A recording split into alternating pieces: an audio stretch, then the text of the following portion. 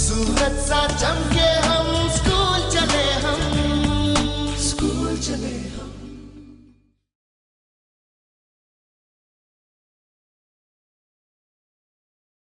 जो डुअस डायरेक्टेड का जो सेकंड भाग है, दूसरा वाला जो हिस्सा है, दूसरा वाला हिस्सा यानी कि जिसमें ट्रांसफॉर्मेशन के लिए वाक्य आते हैं, है ना, change from negative to interrogative, change from interrogative to negative, या make affirmative of this sentence, ये कहते हैं, इसे कहते हैं ट्रांसफॉर्मेशन, रूपांतरण।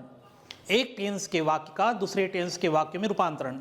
जैसे मान लीजिए सिंपल प्रेजेंट का वाक्य आया, तो from simple present to present perfect tense, present perfect का आ गया तो present perfect to present indefinite tense. तो एक टेंस से दूसरे टेंस में बदलना, इसे कहते हैं ट्रांसफॉर्मेशन। ठीक है, इसी तरह से निगेटिव इंट्रोगेटिव, है ना, निगेटिव इंट्रोगेटिव के भी वाक्य आते हैं और अफर्मेटिव के सेंटेंस भी आते हैं, तो ये सब ट्रांसफॉर्मेशन के अंदर आते हैं। फिर एक क्वेश्चन जैसा कि मैंने आपको भी बताया था कि वह होता है पैसिव वॉइस के ऊपर। अब वो क्वेश्चन एक ही पूछते हैं, लेकिन जो बहुत इंटेलिजेंट स्टूडेंट होते हैं वो भी उस क्वेश्चन को नहीं कर पाते, क्योंकि उनके उनके जो फंडे हैं, जो उनका जो बेसिक जो रूल्स है वो कंप्लीट नहीं होते हैं। यही कंडीशन आपकी डायरेक्ट इनडायरेक्ट स्पीच में भी जाती है। एक नंबर उसका भी आता है। क्लॉज एनालिसिस का क्वेश्चन भी वो जनरली पूछ लेते हैं कि चेंज इनटू रिलेटिव क्लॉज, एक क्लॉज का वाक्य दे दिया, या आइडेंटिफाइड द क्लॉज, एक वाक्य दे देंगे, नीचे अंडरलाइन कर देंगे एक हिस्से को और आपको पूछ लेंगे कि आइडेंटिफाइड द क्लॉज, आपको क्लॉज को आइडेंटिफाई करना है। नीचे 4 ऑब्जेक्टिव रहते हैं, इसमें relative clause, adjective clause, adverbial clause, noun clause. अब चूंकि आप उनका अर्थ जानते ही नहीं है कि ये क्या होते हैं, और यही कारण होता है कि आप लोग उनको अच्छे से नहीं कर पाते हैं, वो गलत करके जाते हैं। तो आज आपको एक अच्छी अपॉर्चुनिटी है कि ना केवल वो विद्यार्थी जो कि सामान्यतः ग्रामर की चीज़ों में अपने आप को आप चीज़ों को कठिन पाते हैं, न केवल उनके लिए, बल्कि अच्छे जो A grade B grade students हैं, उन्हें भी किसी प्रकार की कोई समस्या आती है, तो आप आज का जो ये है वो ध्यान से करके अपने इसको अच्छे से देख सकते हैं। तो बोर्ड पर आप देखिए, मैंने बोर्ड पे लिखा है, डू एज डायरेक्टेड वाला पोर्शन है हमारा, ये 10 नंबर का आता है। इसके हार्ड स्पॉट्स जो होते हैं वो आज हम लेंगे। इसमें से टेंस पर हम ज़्यादा बात नहीं करेंगे, क्योंकि टेंस जनरली आपको जानकारी होती है टेंस की। हम बात करेंगे ट्रांसफॉर्मेशन के ऊपर, यानी कि एक टेंस के वाक्य को दूसरे टेंस में कैसे बदलते हैं।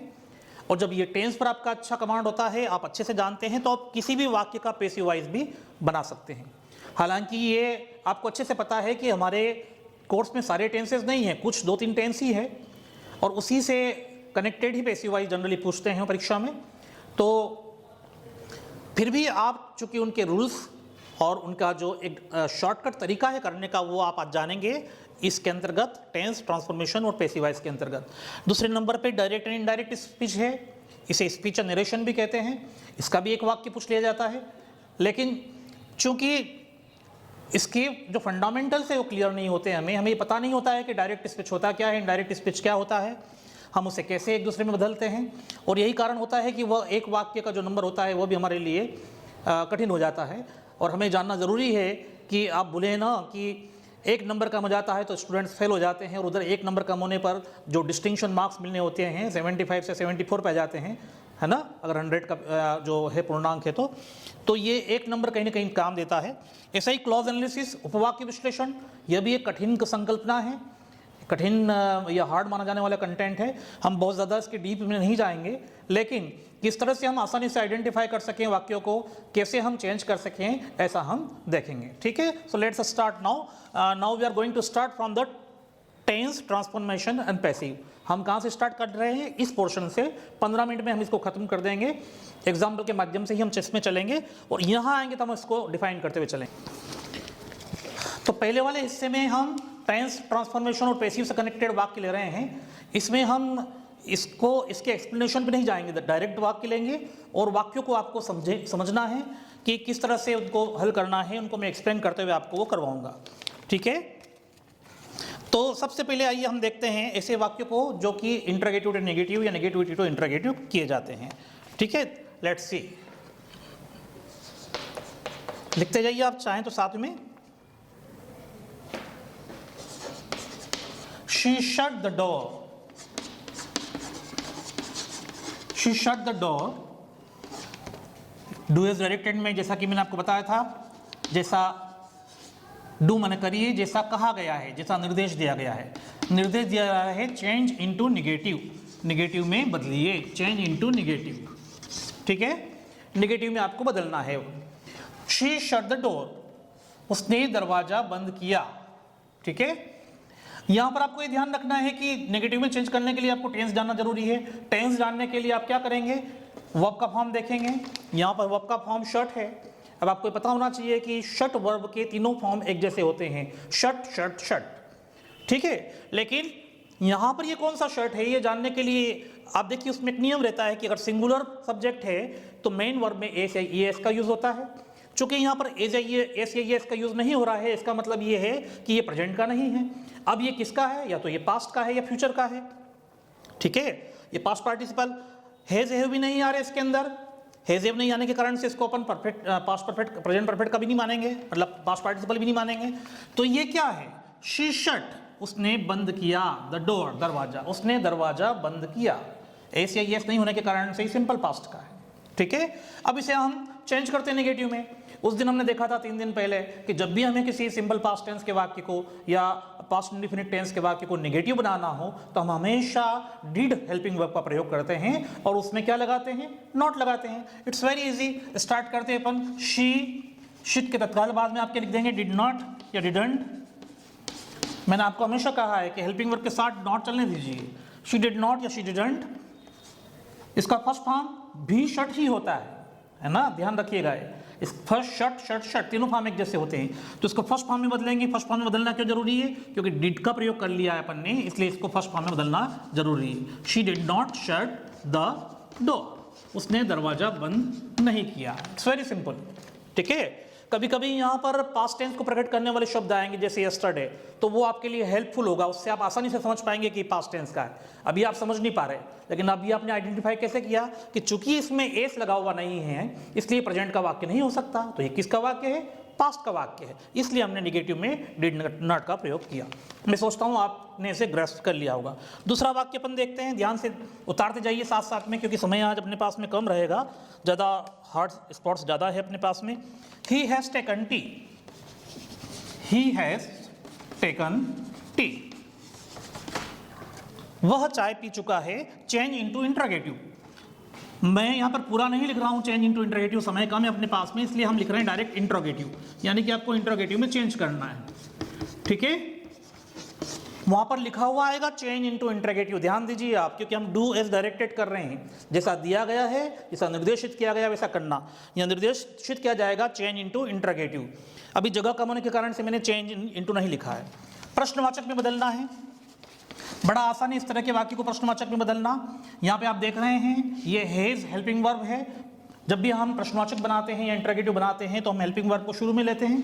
प्रेजेंट परफेक्ट टेंस का वाक्य है, कैसे पता चला, हैज या हैव के साथ वर्ब का थर्ड फॉर्म आता है तो प्रेजेंट परफेक्ट टेंस होता है, ठीक है। आपको समझ में आ रहा होगा, जहाँ हैज हैव आया थर्ड फॉर्म अपने आप आ जाएगा। खैर अपनी वो समस्या नहीं, हमारे लिए तो ये है कि हमको इंटरोगेटिव में चेंज करना है। तो हेल्पिंग वर्ब को हम सबसे पहले लाए, एच कैपिटल हो गया, HAS। हमेशा ध्यान रखिए, इसको जब उठा के इधर लाएंगे तो पहला अक्षर the first letter must be in capital, है ना, पहला अक्षर हमेशा कैपिटल होता है। तो हेज, और फिर ले आएंगे ही। अब ये छोटा हो गया ही इधर आकर के, पहले कैपिटल था अब छोटा हो गया। हैज ही टेकन, क्या वह ले चुका है। हैज ही टेकन टी, क्या वह ये चाय ले चुका है। और ये पीछे प्रश्नवाचक चिन्ह या साइन ऑफ इंट्रोगेशन, है ना, क्वेश्चन मार्क भी कहते हैं इसे, ये लगाना बहुत जरूरी है। क्यों जरूरी है, क्योंकि वाक्य प्रश्नवाचक है। Has he taken tea, he has taken tea को क्या कर दिया अपन ने, हैज ही टेकन टी।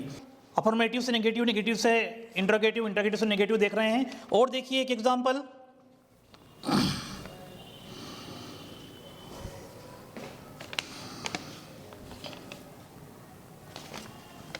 तीसरा, Anita reads the Ramayana every day, Anita पढ़ती है रामायण प्रतिदिन। किस में चेंज करना है, इसमें लिखा हुआ है चेंज इनटू नेगेटिव। मैं पूरा नहीं लिख रहा हूँ, डायरेक्ट नेगेटिव लिख रहा हूँ, आपको समझ में आ रहा होगा। चेंज इनटू नेगेटिव, नेगेटिव में बदलना है। वही नेगेटिव बदलने के लिए एकमात्र तरीका क्या है, टेंस को पहचाना जाए। टेंस को कैसे पहचानेंगे, वर्ब के फॉर्म से पहचानेंगे। एस या ईएस हमेशा वर्ब के फर्स्ट फॉर्म में लगता है और वर्ब का फर्स्ट फॉर्म हमेशा प्रेजेंट इंडेफिनिट टेंस में या सिंपल प्रेजेंट टेंस में आता है, ठीक है। जब हम इसका नेगेटिव बनाते हैं तो हेल्पिंग वर्ब कौन कौन सी यूज आती है, डू नॉट या डज नॉट। यहाँ पर कौन सी आएगी, डज नॉट आएगी, क्योंकि यहाँ पर एस लगा है, सीधी सी बात है।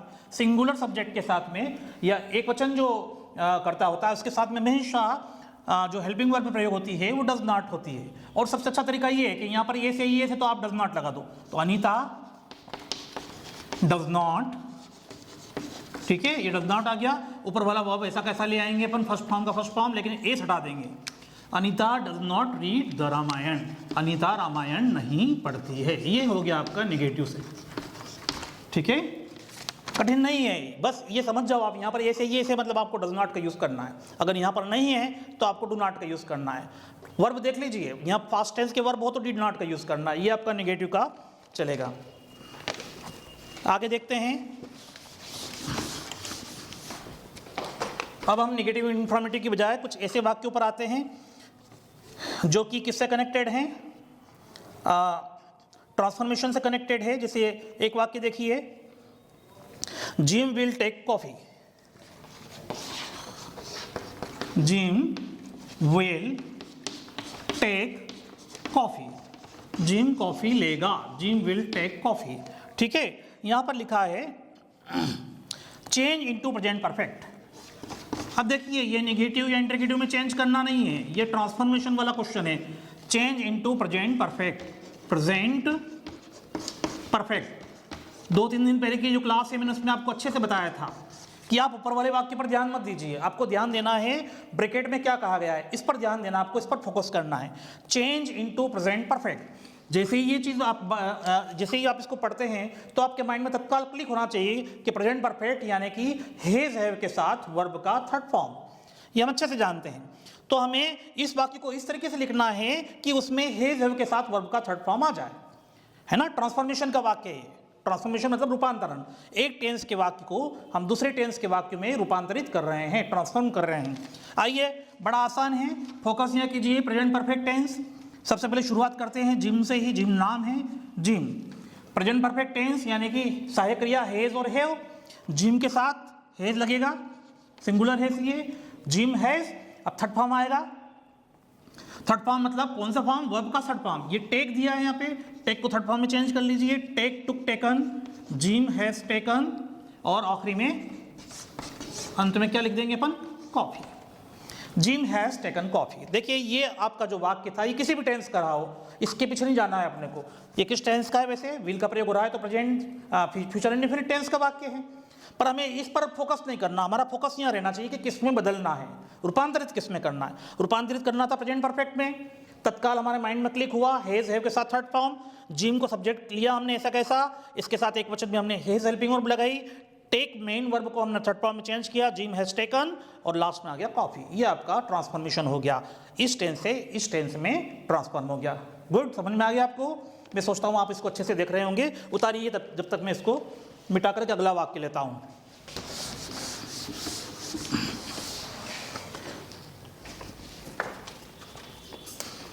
हमारा जो अगला वाक्य है वह भी ट्रांसफॉर्मेशन का है, ताकि आपको अच्छे से समझ में आ जाए कि ट्रांसफॉर्मेशन कैसे होते हैं।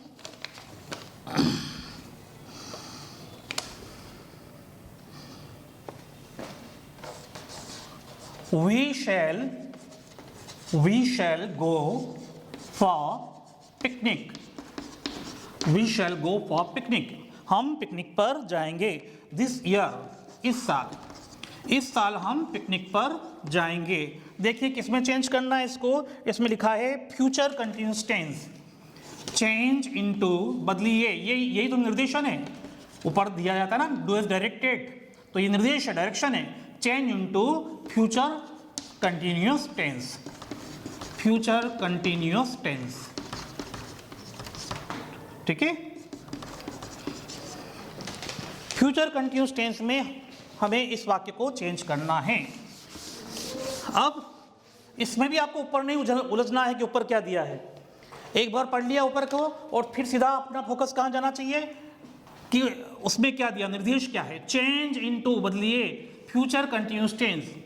अब जब जिन लोग बच्चों को टेंस याद है वो डायरेक्ट फोकस कहाँ करेंगे कि फ्यूचर का मतलब शेल विल, हेल्पिंग वर्ब क्या आती है, शेल और विल आती है, और कंटिन्यूअस में हेल्पिंग वर्ब क्या होती है, शेल विल के साथ में बी शब्द का प्रयोग होता है, बी शब्द का प्रयोग होता है।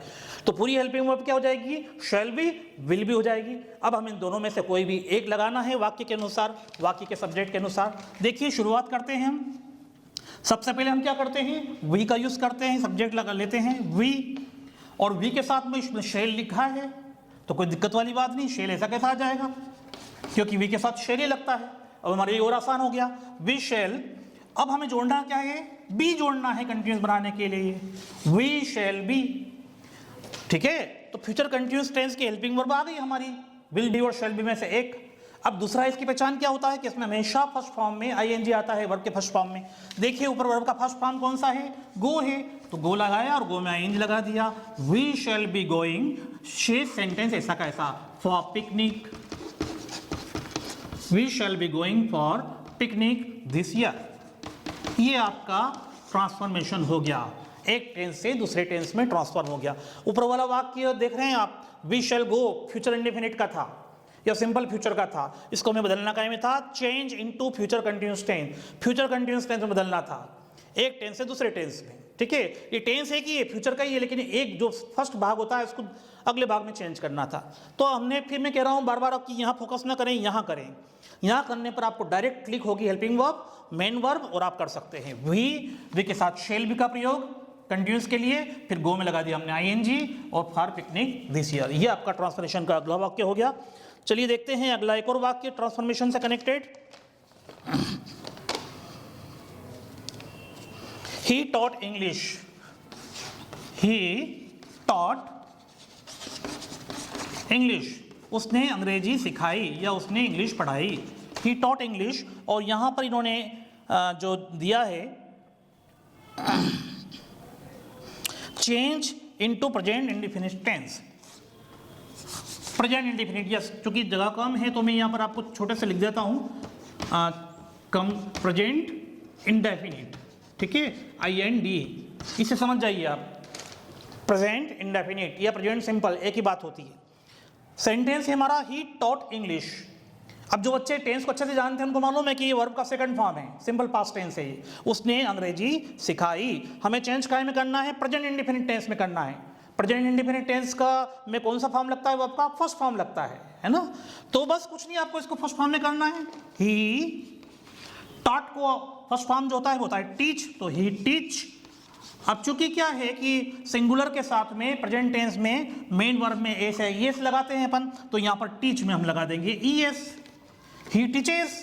ये सिंपल, ये बस क्या, ये पास्ट था और ये प्रेजेंट हो गया है, ये प्रेजेंट इंडेफिनिट हो गया है जिसमें चेंज करना है, और ये पहले पास्ट इंडेफिनिट था। तो ही का ही फर्स्ट फॉर्म लगाया अपन ने टीच, ES लगाया, ही टीचेस, और इंग्लिश, वह इंग्लिश पढ़ाता है। पहले वाक्य में था वह पढ़ाता था या उसने पढ़ाई, उसने इंग्लिश पढ़ाई, और यहां क्या हो गया नीचे वाले में, ही टीचेस इंग्लिश, वह इंग्लिश पढ़ाता है। देखिए आप दोनों वाक्यों में डिफरेंस देखिए, there is no much difference between this two sentences, only the difference of main verb. Here there is second form of the verb, here is the first form of the verb. यहाँ दूसरा भाग है, क्रिया का दूसरा रूप है, और यहाँ पे प्रथम रूप है, यही अंतर है दोनों के अंदर। तो ये पास्ट इंडेफिनिट का वाक्य था, हमने इसको प्रेजेंट इंडेफिनिट में बदल दिया। जल्दी सुधारिए, मैं मिटाऊं तब। चलिए अब हम देखते हैं, समय कम बचा है हमारे पास में, क्योंकि इसके बाद में हमें डायरेक्ट इनडायरेक्ट स्पीच वाले वाक्य लेने हैं, और साथ साथ में क्लॉज एनालिसिस भी लेना है। तो अब हम कुछ देखते हैं वाक्य पैसिव वॉइस के, ठीक है ना। पैसिव वॉइस हमारा किस पर डिपेंड करता है, पूरी तरह से टेंसेस पे डिपेंड करता है। अगर आपके टेंसेस बहुत अच्छे हैं तो आप पैसिव वॉइस के वाक्यों को आसानी से कर सकते हैं। ये भी बात आपको अच्छे से पता होगी कि टेंस 3 तरह के होते हैं, उसके 4 भाग होते हैं, है ना। प्रेजेंट, पास्ट, फ्यूचर, ये 3 टेंस होते हैं, इनके 4 भाग होते हैं, इंडेफिनिट, कंटिन्यूस, परफेक्ट और परफेक्ट कंटिन्यूस, और ये तीनों में लागू होते हैं, तो टोटल 12 हो जाते हैं। लेकिन पैसिव वॉइस बनाते समय केवल 8 के ही पैसिव वॉइस बनते हैं, पूरे 12 के पैसिव वॉइस नहीं बनते हैं, केवल 8 टेंसेस के ही पैसिव वॉइस बनते हैं। उसमें से मुश्किल 2 या 3 टेंस के पैसिव वॉइस आपको अपने कोर्स में, अपने जो सिलेबस है, यूँ कहना चाहिए, परीक्षा में पूछे जाते हैं। सारे के सारे नहीं पूछे जाते हैं, जो भी 2-4 एग्जाम्पल है मैं आपको यहाँ पर बता रहा हूँ पैसिव वॉइस कैसे हम करेंगे, ठीक है। तो आपके अगर टेंसेस अच्छे हैं तो आप ट्रांसफॉर्मेशन भी अच्छे से कर पाएंगे और पैसिव वॉइस भी अच्छे से कर पाएंगे। देखिए एक वाक्य हम लेते हैं पैसिव वॉइस का। He teaches Hindi, he teaches Hindi. ये डू हैज डायरेक्टेड में ही आएंगे, आपको पता है अच्छे से। बाद वाले जो 5 नंबर है उसमें डू हैज डायरेक्टेड में ही ये सारी चीजें आती है, टेंस से ट्रांसफॉर्मेशन, पैसिव वॉइस, तो ये उसी का हिस्सा है। ही टीचेस हिंदी, ब्रैकेट में इसमें दिया है change into passive, change into passive, passive में बदलिए। अब इसके पहले कि मैं इसको पैसिव में बदलूं, आपको 1 से 1.5 मिनट के अंदर मैं बताऊंगा कि कैसे एक्टिव वॉइस के वाक्य को पैसिव वॉइस में बदला जाता है।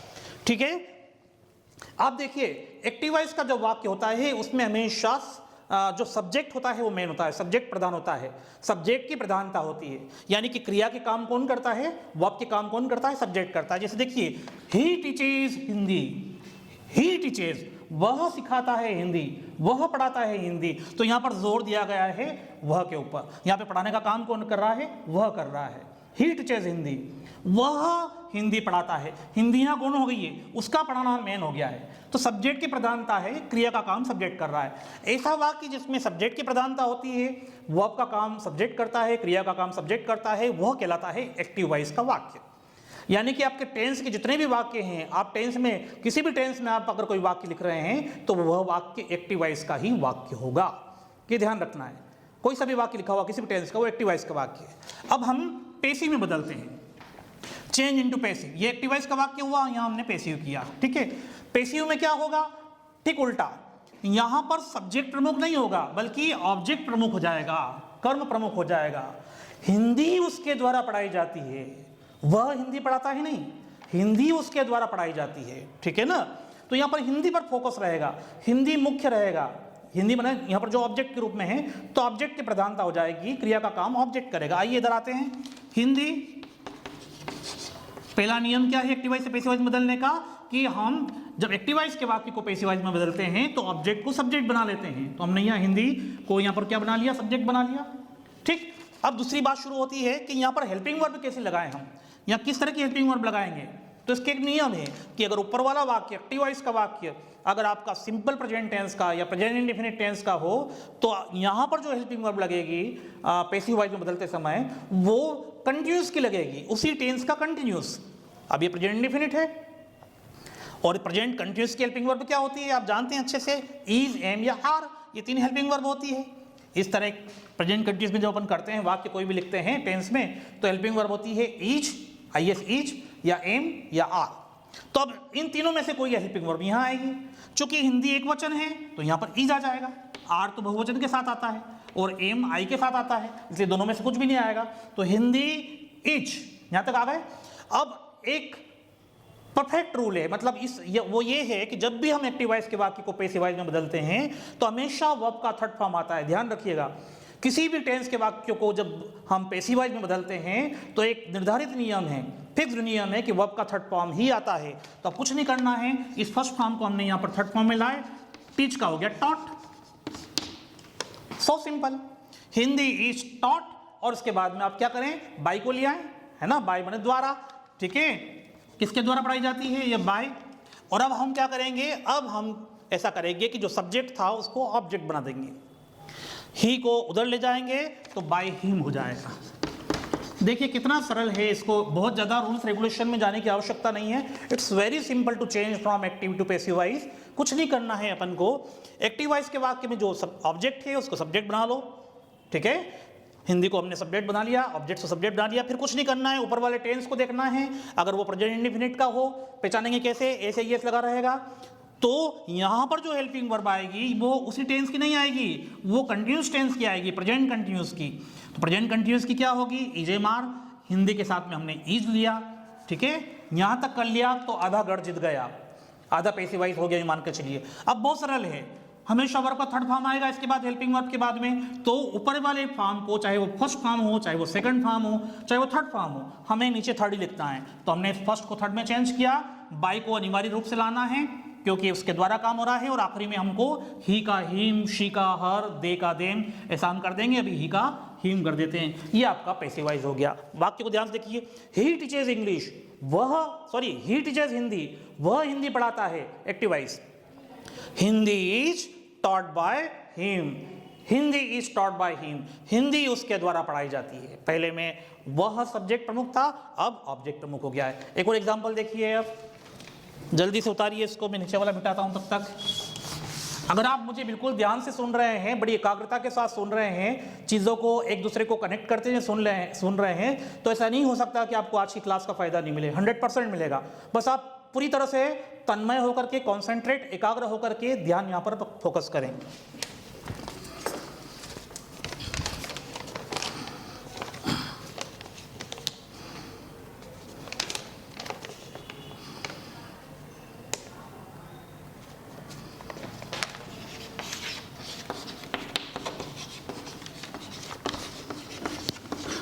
चिल्ड्रन आर मेकिंग टॉयज, बच्चे टॉयज बना रहे हैं, बच्चे खिलौने बना रहे हैं। चिल्ड्रन आर मेकिंग टॉयज, ठीक है। चेंज इनटू पैसिव, पैसिव में बदलीजिए, change into passive. Children are making toys, change into passive, बच्चे टॉयज बना रहे हैं, ठीक है। पैसिवाइज करेंगे अपन। अब आपको नियम मालूम हो चुका है एक बार, बच्चे खिलौने बना रहे हैं और कोई नहीं बना रहा है, बच्चे बना रहे हैं, है ना। तो बच्चों पर फोकस है, बच्चों की प्रधानता है यहाँ पर, ये सब्जेक्ट है यहाँ पर, इसलिए एक्टिवाइज का वाक्य। अब हम क्या करेंगे, खिलौने बच्चों के द्वारा बनाए जा रहे हैं, टॉयज। तब टॉयज को कंसंट्रेट करेंगे, टॉयज को अपन मेन लेंगे। तो यहां से उठाया, इधर लाए, टॉयज का टी बड़ा हो जाएगा, टॉयज, ठीक है। टेंस वही है तो हेल्पिंग वर्ब भी वही लगेगी, यहाँ पर है, इस टेंस में हेल्पिंग वर्ब वही लगती है पैसिवाइज बनाते समय। टॉयज आर, है ना, एक वचन भी नहीं, अगर एक टॉय होता तो इज लिखना पड़ता अपन को, लेकिन चूंकि टॉयज है तो टॉयज आर, ठीक है। इसके बाद में क्या आएगा, ऐसे वाक्यों के, प्रेजेंट कंटिन्यूअस टेंस के वाक्य को जब हम पैसिवाइज में बदलते हैं तो क्या होता है, सहायक क्रिया वही लगती है, हेल्पिंग वर्ब वही लगेगी, इज एम आर। बस सब्जेक्ट के अनुसार आपको चयन करना पड़ेगा। अगर यहाँ इज है तो यहाँ एम आएगा, सॉरी, अगर यहाँ पर एक वचन है तो यहाँ इज आएगा, अगर यहाँ आई है तो यहाँ एम आएगा, अगर यहाँ बहुवचन है तो यहाँ आर आएगा। तो टॉयज बहुवचन है, प्लूरल है, टॉयज आर। अब पैसिव बनाने के लिए आपको यहाँ पे जोड़ना पड़ेगा बीइंग, टॉयज आर बीइंग, ठीक है। यूनिवर्सल नियम जो है इसका फिक्स्ड नियम है कि थर्ड फॉर्म आता है हमेशा, तो मेक को थर्ड फॉर्म में करेंगे मेड, ठीक है। टॉयज आर बीइंग मेड और लास्ट में बाय, और ये जो शुरू में चिल्ड्रन आ रहा था ये पीछे पहुंच जाएगा, बाय चिल्ड्रन।